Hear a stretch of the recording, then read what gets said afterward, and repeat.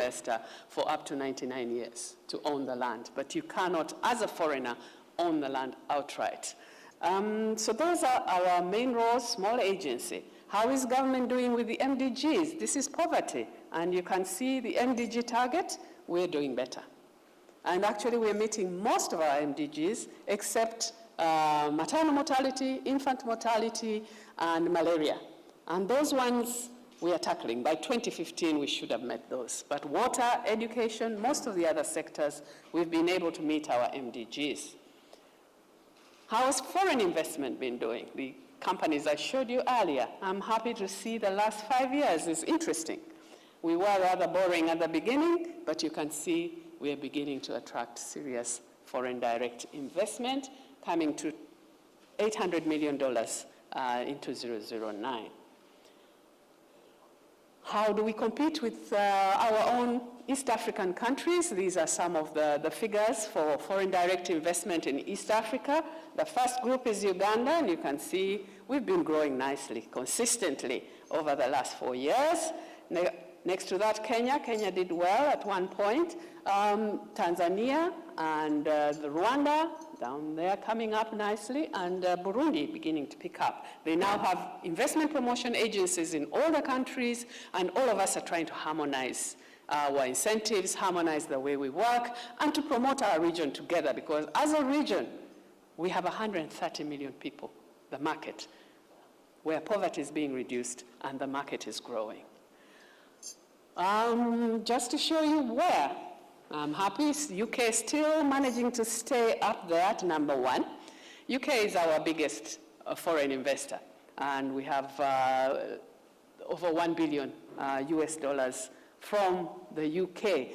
But as you can see, UK used to have a huge lead because we are a Commonwealth country, and the UK has always invested in Uganda, but that lead is reducing. India's coming up very fast.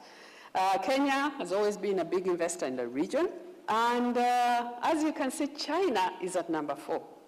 Now, China was never invested in Uganda. We had no links with China until about 4 years ago.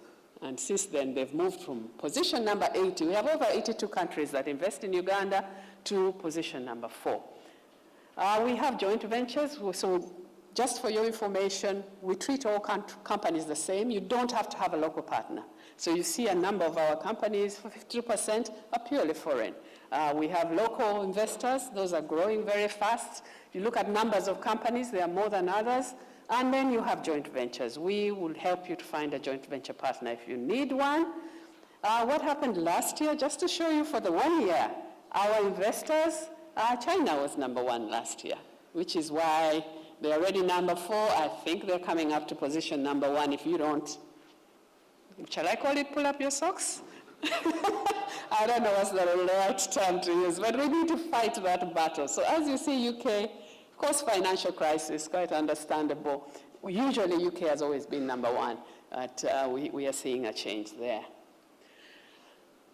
The many Ugandans in this room, they contribute heavily towards our economy in the form of remittances, and you can see the figures there are much smaller. Actually, they're bigger than that. Those were for a specific item. They are almost double that, diaspora remittances, and they are more than some of our main exports. Diaspora, what are they doing? Apart from doing what Edward is doing, thank you very much for trying to help us to attract more investment, they themselves are investing. The diaspora have invested in hospitals, in flowers, in hotels, and others. These are just a few examples. The diaspora in this room. Joel, of course, attracted CNN to come and host the Journalist of the Year in Uganda. Thank you very much. So we get a lot of assistance in various ways from the diaspora who are here. I see Miss Kalema there, who married now, no longer Miss, she was Miss Kalema, helping us doing checking out our banks and how we do in that Fitch rating, and I think we do quite well. B+? B? Yeah, so we're a B, we're not bad. Our trading partners, if it's of any interest, I know many of you, the UK, we do trade heavily. It's being, again, UK is being overtaken by India. Kenya is our neighbor, of course. United Arab Emirates, Dubai is a favorite for Ugandans, China, and others. We're beginning to see Japan in our markets. Japan was never there. Planned investment, increasing nicely. The domestic investors are doing well. And here you see nice growth there. Jobs, our investors create jobs, that's why we want them.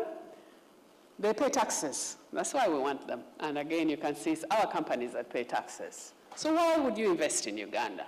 Uganda is very resource rich. I'll tell you a bit more about that, be it agriculture, be it minerals, be it petroleum. We have very competitive labor, very educated workforce, and we have markets. Markets, most interesting market for us is the domestic market, which is growing. Ugandans are buying. But on top of that is the regional market. Southern Sudan, Congo, Kenya, and the East African community. But on top of that, we have opportunities under EBA, to China, to Japan. How does one invest in the country? What is the process? Very simple. Come to us. We are a one-stop shop, the UIA. You need to register a local company in Uganda. You will need to get a secondary license if it's a resource-based sector. So resource-based is mining, fishing, one of those. Otherwise, you don't need that. We give you an investment license. We demand an environment impact assessment if you're building or manufacturing. We have a strong National Environment Management Authority. You will need to acquire land. We will help you with that. And you go ahead and implement the project. So it's simple, not complicated at all. We have attractive incentives. I don't have much time to go through them. They are across the board. They are both foreign and domestic. They're both for both large and small. They take the form of capital allowances on plant and machinery, on buildings, and we have only a 10-year tax holiday for those who are adding value to exports, value-added exporters. But otherwise, they are very attractive incentives, and they are sectoral ones and others that you need to find out about. What sectors are we promoting? Top of our list, we need to add value to the commodities we are now sending out without value addition. So manufacturing, number one. That's where we are focused. But even as I mentioned priority sectors, we have investment opportunities in all sectors. All sectors. There's no area where government protects a sector because we simply don't have enough investment in any sector. So you can invest in any area depending on what you're interested in. If it's not up here, it doesn't mean it's not an opportunity in our country. But these are the priorities of government. We need to add value. We are looking at our agriculture, commercializing that, transport, infrastructure and logistics, information communication technology, energy. We have the carbon trade there to help you, invest with you, mining, petroleum, the services, health, education, and financial services, and tourism. Health and education, a good partnership with the UK. We speak the same language. We have the same education system. And we are looking for investment from your educational institutions to Uganda. We have done well. We are the education hub for the region. We have, as I said, we have 60 universities. Only 5 are government. The rest are private.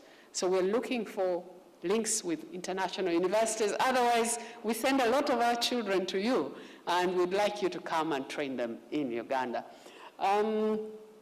So that's the education and health as well. We're looking for more hospitals.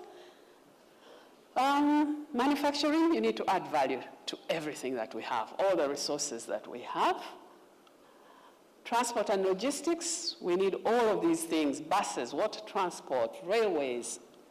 We have industrial parks, that's for manufacturing. To support the manufacturing, we are putting industrial areas, special economic zones. So if you need land, this is land for small industries, heavy industries, for residential areas, agro-processing, etc. And we are putting 22 of these all over the country. So special economic zones, we have now about 5, and we are working on having. So you won't have a problem with land for industry everywhere. ICT, the minister will talk to you later, but certainly we've done well.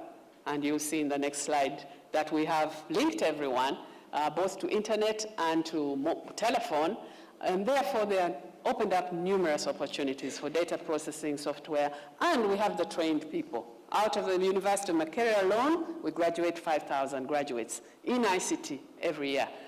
Media industry, music industry, film industry. A good example of a success, mobile phones. We now have, you look at the second line, close to 10 million connections. Considering we have 31 million people, I think Uganda, we are not doing too badly with connectivity to the mobile phone. Internet, this is not true. As per this year, all the mobile phone companies came up with modems. So now we have either internet on our mobile phone, so that's, if you want, 9.6, or we have internet that you can link to your laptop. So the figure for internet is no longer that. That was last year. And you can see radios and TV stations everywhere, 250 radio stations, 55 TV stations, you name it. This is an example of a company that we find of great interest. I have a red mark here telling me to stop, so I will stop very soon. This is MTN, and MTN planned to invest, if you look down there, that's what I have in 1999, $20 million. And they thought they would grow according to the blue line. That was their projection. And what has actually happened is this red line. They now have 6 million connections, and they have invested $650 million. That's the kind of confidence that they have in Uganda. Hydropower, we have experts who will talk to you in the afternoon. We have large, small, medium opportunities in solar and geothermal and thermal. Interestingly, we received the award for Africa Power Deal of the Year. Oil and gas, again, you have experts who talk to you this afternoon. Lots of opportunities. I wanted to say we are trying to link it to the communities. So we have lots of opportunities in this sector for the diaspora and for Ugandans in that, you know, oil and gas does not stand alone. They need transport, they need hotels, they need infrastructure, they need all these things, and there are opportunities there. More and more that the oil industry needs. Lots of mining opportunities. Again, you'll hear more about this in the afternoon. Concessions are being given out, so if you haven't got one yet, there are already 350 given out. I urge you to hurry. There are lots more. Constraints, infrastructure, access to finance, administrative barriers in government. We're trying to address infrastructure, and it comes with a lot of opportunities. This is a potential road network to reduce the traffic jams in Kampala. Diaspora, those of you who've been to Kampala would be happy to see this.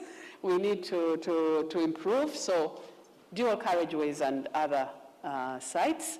We have bus routes coming on board, bus infrastructure plan to reduce the traffic jams in our country. Tourism opportunities, lots of them.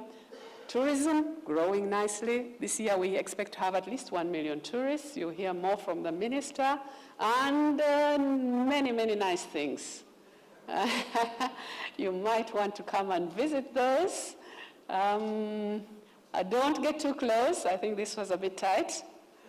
Yeah, I told you about the evenings. Great time, great place to have fun in Uganda. Maybe that's a bit too tight. I thank you very much for listening to me.